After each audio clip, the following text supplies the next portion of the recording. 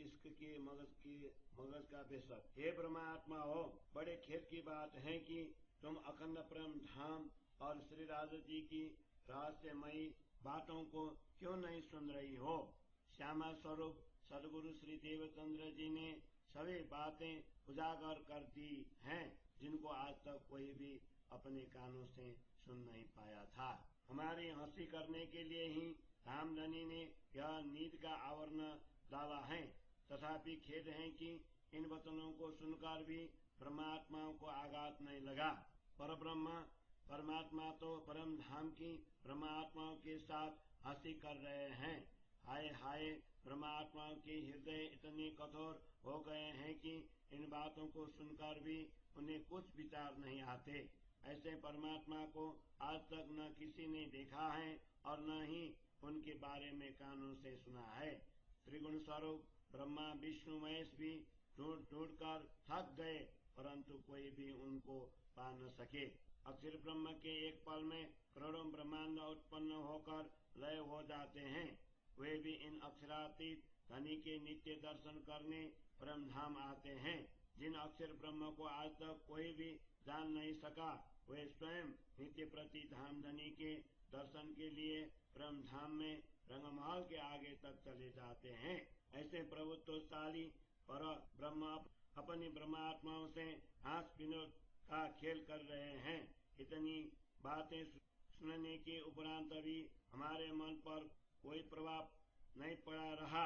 हाय हाय, हमारे हृदय वज्र के समान कैसे कठोर हो गए हैं। धामधनी ने हम पर कैसे हंसी की है तथा यह मोह का आवरण कैसा डाल दिया है। खेद है कि इस पर हम हृदय पूर्वक विचार नहीं करते। हमारा हृदय ही ऐसा कठोर हो गया है। हम ब्रह्मात्माओं पर धामधनी का अपार प्रेम है, इसका अनुभव मुझे हुआ है।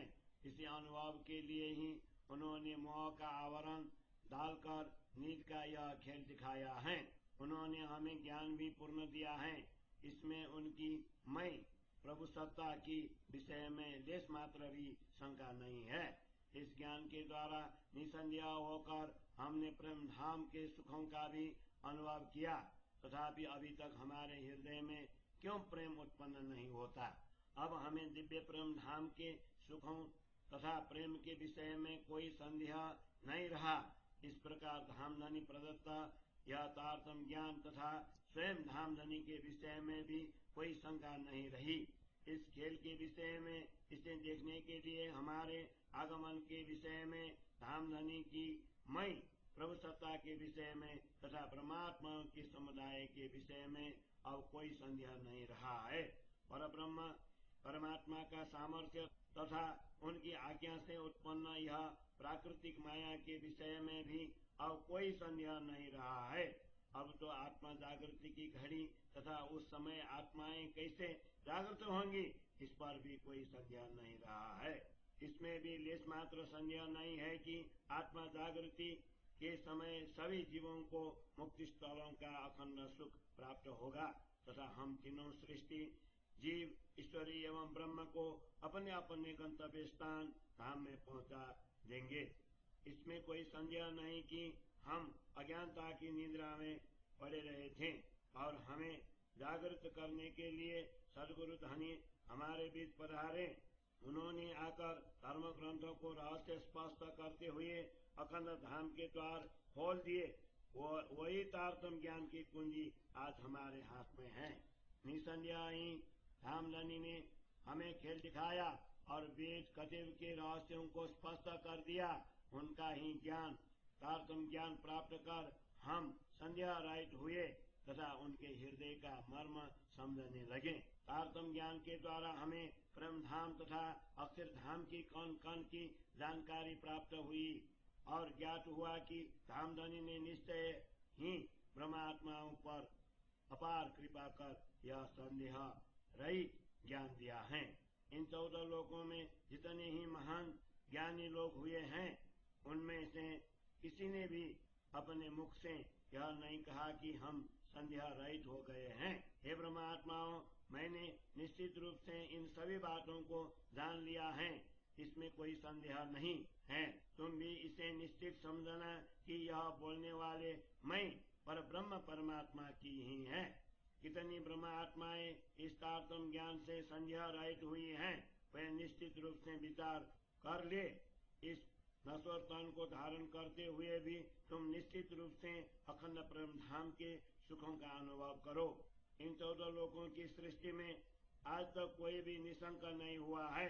अब तारतम ज्ञान के अवतरण से ऐसी निसंदेहता आ गई कि सभी की शंकाएं मिट गई। इतना होने पर भी ब्रह्मात्माएं अपने हृदय में विचार नहीं करती कि धामधनी ने हम पर क्यों हंसी की तथा हम क्यों माया मोह में पड़कर विस्तृत हो गई हैं। खेद है कि अभी तक भी किसी ने अपने हृदय पर विचार नहीं किया और किसी को शुद्धि भी नहीं हुई है। श्री राधा जी के चरण कमल की स्मृति तभी हृदय में आएंगी जब इन वचनों पर भली भांति विचार कर लिया जाए। खेद है कि इस मायामय जगत के हंसी के खेल में उक्त बातों पर विचार करने का समय क्यों नहीं आया। यह भी खेद की बात है कि हमारे मन में इतना भी विचार नहीं आता कि हमारे हंसी क्यों हो रही है। हमारे मन पर माया अथवा नीच का आवरण क्यों डाला गया। किसी ने यह बात स्पष्ट रूप से दिल खोल कर नहीं कही है।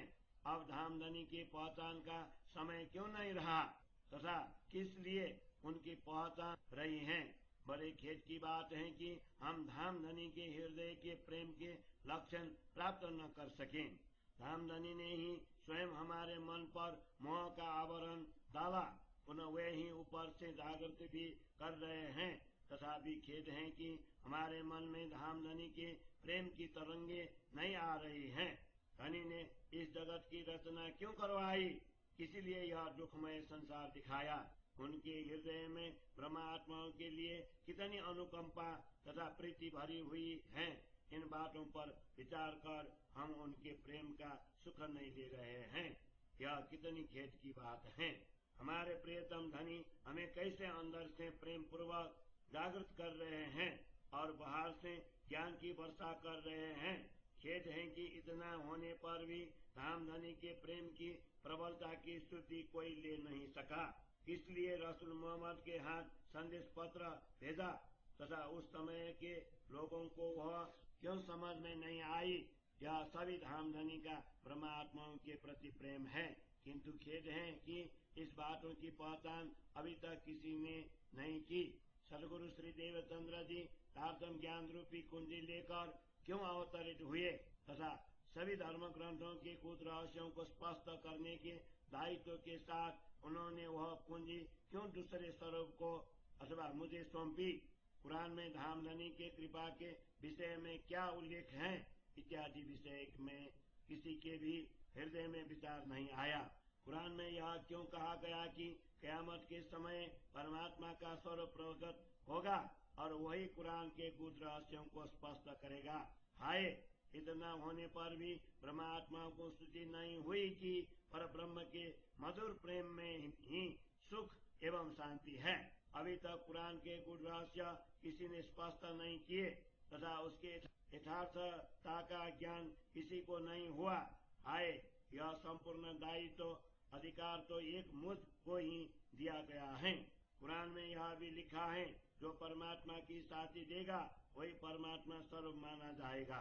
अभी तक परमात्मा की साथी किसी ने नहीं स्वीकारी। खेद है कि कोई भी कुरान का रहस्य समझ नहीं पाया। परमात्मा ने कुरान में संकेतों के द्वारा किनके लिए गुप्त रहस्य भेजे हैं, यह बात अभी तक ब्रह्मात्माओं में क्यों छिपी रही। ब्रह्मात्माओं में अभी तक कोई भी पर ब्रह्म के प्रेम की तरंग प्राप्त न कर सका। अभी भी ब्रह्मात्माएं कुरान आदि ग्रंथ धर्म ग्रंथों का रहस्य समझ नहीं पाई। परमात्मा के हृदय में निश्चय ही परमात्मा के लिए विशेष प्रेम है, परंतु अभी तक ब्रह्मात्माओं को यह स्पष्ट नहीं हुआ कि वे स्वयं परम धाम की हैं तथा पर ब्रह्म परमात्मा की अंगभूता हैं। धामधनी ने ब्रह्मात्मा को बेस्तुति देकर किस लिए उनकी इतनी बड़ी हंसी की। खेद है कि ब्रह्मात्माएं धनी के प्रेम की उन बातों को समझ न सकी। कुरान में ऐसा लिखा है कि यह कुरान कुंवारी ही रह गई, अर्थात इसका गुण रहस्य किसी ने स्पष्ट नहीं किया। इस कलंक को ब्रह्मात्माएं तभी देख सकेंगी जब उन्हें पूर्ण पहचान हो जाएंगी। वस्तुतः अपने प्रेम की साक्षी देने के लिए ही तो धनी ने यह कुरान भेजा है, इसलिए अभी तक यह कुंवारी अशुचि ही रह गई। खेद है कि यह बात भी ब्रह्मात्माएं हृदय में नहीं लेती। ब्रह्मात्माएं तेजमय ब्रह्म धाम से इस खेल में अवतरित हुई हैं, उनका महत्व अत्यधिक है। वे और ब्रह्म के हृदय का प्रेम कब ग्रहण कर सकेंगी। सदगुरु श्री देवचंद्र जी तारतम ज्ञान रूपी कुंजी लेकर क्यों अवतरित हुए तथा सभी धर्म ग्रंथों के गुप्त रहस्यों को स्पष्ट करने के दायित्व के साथ उन्होंने वह कुंजी क्यों दूसरे स्वरूप को मुझे सौंपी है। कुरान में धामधनी की कृपा के विषय क्या उल्लेख है इत्यादि विषय में किसी के भी हृदय में विचार नहीं आया। कुरान में यह क्यों कहा गया कि क़यामत के समय परमात्मा का स्वरूप प्रकट होगा और वही कुरान के कुछ रहस्य को स्पष्ट करेगा। हाय, इतना होने पर भी परमात्मा को शुद्धि नहीं हुई कि परब्रह्म के मधुर प्रेम में ही सुख एवं शांति है। अभी तक कुरान के कुछ रहस्य किसी ने स्पष्ट नहीं किया तथा उसके यथार्थता का ज्ञान किसी को नहीं हुआ। हाय, यह संपूर्ण दायित्व अथवा अधिकार तो एक मुझ को ही दिया गया है। कुरान में यह भी कहा है, जो परमात्मा की साक्षी देगा वही परमात्मा का स्वरूप माना जाएगा। अभी तक परमात्मा की साक्षी किसी ने नहीं स्वीकारी। खेद है कि कोई भी कुरान का रहस्य समझ नहीं पाया। परमात्मा ने कुरान में संकेतों द्वारा इनके लिए कुछ रहस्य भेजे हैं, यह बात अभी तक परमात्माओं में क्यों छिपी रही। परमात्माओं में अभी तक कोई भी परब्रह्म के प्रेम के तरंग प्राप्त न कर सका। अभी भी परमात्माएं कुरान आदि ग्रंथों का रहस्य समझ नहीं पाई। परमात्मा के हृदय में निश्चय ही परमात्माओं के लिए विशेष प्रेम है, परंतु अभी तक परमात्माओं को यह स्पष्ट नहीं हुआ कि वे स्वयं परम धाम की हैं तथा परब्रह्म परमात्मा की अंगभूता है। धामधनी ने परमात्मा को बेश्रुति देकर इसीलिए उनकी इतनी बड़ी हंसी की। खेद है कि परमात्माएं धनी के प्रेम की उन बातों को समझ नहीं सकी। कुरान में ऐसा लिखा है कि यह कुरान कुंवारी ही रह गई, अर्थात इसका गुण रहस्य किसी ने स्पष्ट नहीं किया।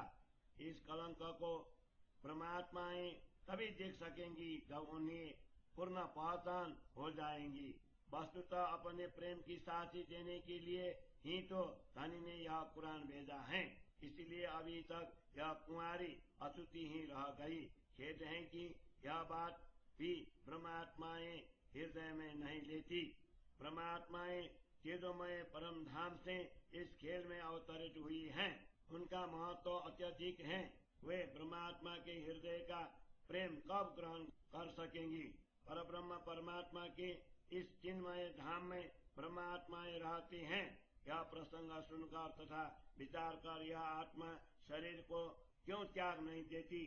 वस्तुतः परम धाम के हृदय का प्रेम परमात्माओं के लिए ही है, तथापि बड़ा खेद है कि धामधनी के प्रीति तथा स्नेह अभी तक परमात्मा के हृदय में क्यों नहीं आ रहा है।